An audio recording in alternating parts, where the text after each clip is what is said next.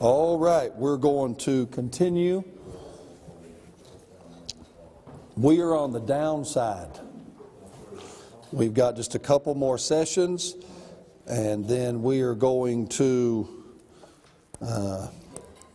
be done. So they that endure to the end shall be saved, is what the Bible said, all right?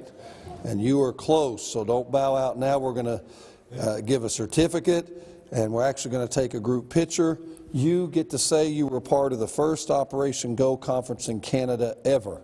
I don't plan on this being the last one, but you get to be a part of the first one, and I'm so honored that you're here.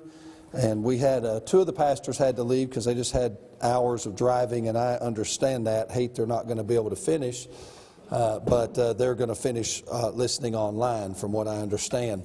But we're on the downside, and hopefully thank you to the church and whoever took care of the sandwiches and the meal thing. I'm glad they kept it light. Sometimes we do these and the church will do a full out, which is wonderful, smoked meats and potatoes, and people fill their bellies, and then they come in for the last part of it and they sleep. So I appreciate Brother Richard thinking in advance. He told me last night, he said, we're going to keep the meal light where hopefully they don't get sleepy. There is coffee, so feel free to do that. I did want to take just a moment. Our ministry we try to be a help to churches, and I've told you a little bit about international, what we do internationally, just all over the world and helping national pastors. But we also try to help churches in the States and other places. We have a lot of things that we do, church revitalization conferences. Sometimes churches just need help. Maybe that's in training.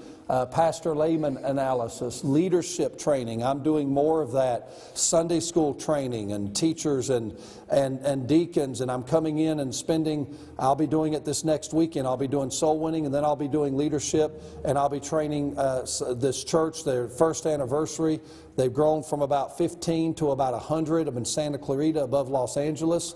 And the pastor's having me in to teach soul winning, and then I'm going to be teaching job descriptions to what does a doorkeeper do, and what does a soul winning director do, and Sunday school teachers, how do you operate and how do you function, and what's the Sunday school director's job, and I do a lot of leadership, ministry job descriptions. Every church ought to have a ministry job description for everything they're asking people to do. Please don't forget the phrase, memorize it. Inspiration without education always leads to frustration. I know many pastors, and I did it early on, didn't know any better. Hey, I need a Sunday school teacher. Would you mind teaching Sunday school? Well, preacher, I don't know. Oh, yeah, you can do it. It's fine. Intimidated. They don't know what to do. They don't know what they're supposed to do. And then after a while, what happens? I can't do this. Inspiration without education always leads to frustration. Nursery workers. I don't know about pastors in Canada. In the States, one of the hardest. We never had a Sunday that we did not keep in the bulletin and the information, we need nursery workers. It's not a glamorous job. It's a hard job.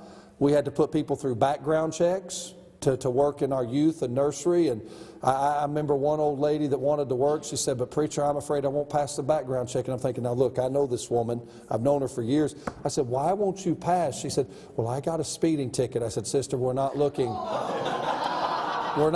for speeding tickets, because you're a fast driving granny is not what we're looking for, okay? We're making sure the children are safe. That's what we're looking for. But we offer a lot of things. Capital funding. I trained our people in how, again, I'm not against loans.